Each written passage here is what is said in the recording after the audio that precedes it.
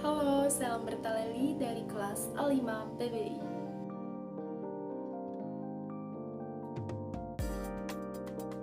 Sebagai orang Katolik, kita mengenal ada 7 sakramen. Tetapi sebelumnya, mari kita cari tahu apa itu sakramen. Sakramen, sebagaimana yang dipahami oleh Gereja Katolik, adalah suatu tanda yang terlihat, yang dapat ditangkap oleh panca indera, yang dilembagakan oleh Yesus dan dipercayakan kepada gereja, sebagai sarana yang dengannya rahmat ilahi diindikasikan oleh tanda yang diterimakan, yang membantu pribadi penerimanya untuk berkembang dalam kekudusan dan berkontribusi kepada pertumbuhan gereja dalam amal kasih dan kesaksian. Dalam Katekismus Gereja Katolik, 7 sakramen diurutkan sebagai berikut. Yang pertama, sakramen pembaptisan.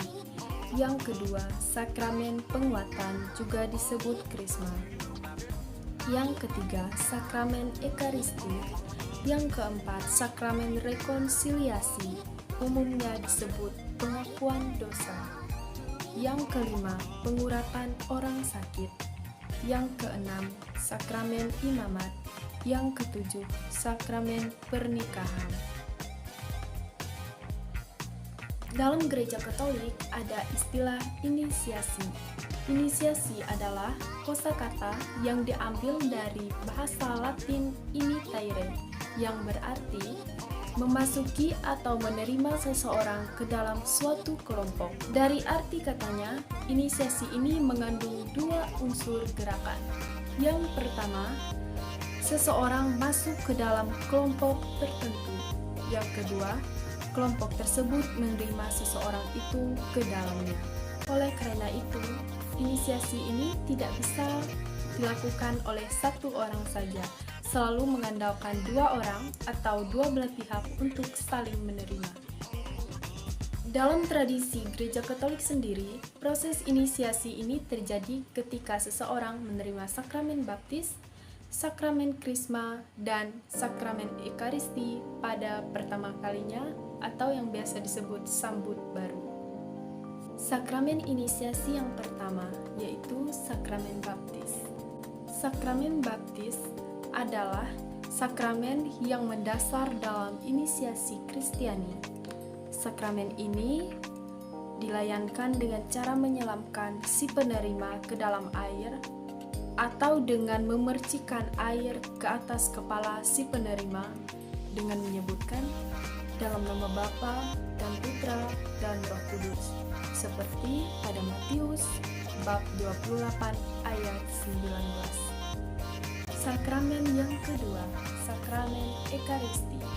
Sakramen ekaristi adalah sakramen kedua dalam inisiasi Kristiani yang dengannya umat Katolik mengambil bagian dari tubuh dan darah Yesus Kristus, serta turut serta dalam pengorbanan dirinya dan lambang dari perjamuan terakhir. Ekaristi dipandang sebagai sumber dan puncak kehidupan Kristiani, tindakan pengudusan yang paling istimewa oleh Allah terhadap umat beriman, dan tindakan penyembahan yang paling istimewa oleh umat beriman terhadap Allah. Sakramen inisiasi yang ketiga, sakramen krisma. Sakramen krisma adalah sakramen inisiasi Kristiani yang ketiga. Sakramen ini diberikan dengan cara mengurapi penerimanya dengan krisma.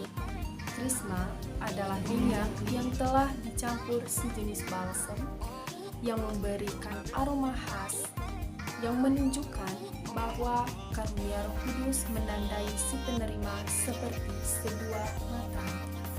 Selanjutnya ada 2 sakramen penyembuhan. Sakramen yang pertama adalah sakramen tobat. Sakramen tobat atau yang biasa disebut rekonsiliasi disebut juga sakramen pengakuan dosa dan sakramen pengampunan. Sakramen ini adalah sakramen penyembuhan rohani dari seseorang yang telah dibaptis, yang terjauhkan dari Allah karena telah berbuat dosa. Sakramen penyembuhan yang kedua adalah sakramen pengurapan orang sakit. Sakramen ini adalah sakramen yang digunakan untuk mengurapi si sakit dengan minyak yang khusus diberkati untuk upacara tersebut. Pengurapan orang sakit dapat dilayankan bagi setiap umat beriman yang karena telah mencapai penggunaan akal budi, mulai berada dalam bahaya yang disebabkan sakit atau usia lanjut. Kemudian ada dua sakramen panggilan. Sakramen panggilan yang pertama adalah sakramen imamat.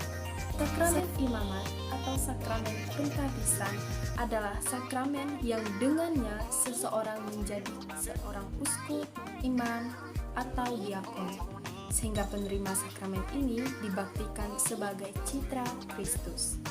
Hanya uskup yang boleh melayankan sakramen ini.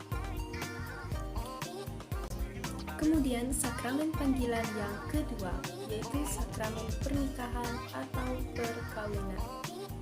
Sama seperti imamat, adalah suatu sakramen yang mengkonsentrasi penerimanya guna suatu misi khusus dalam membangun gereja, serta menganugerahkan rahmat demi perampungan misi tersebut.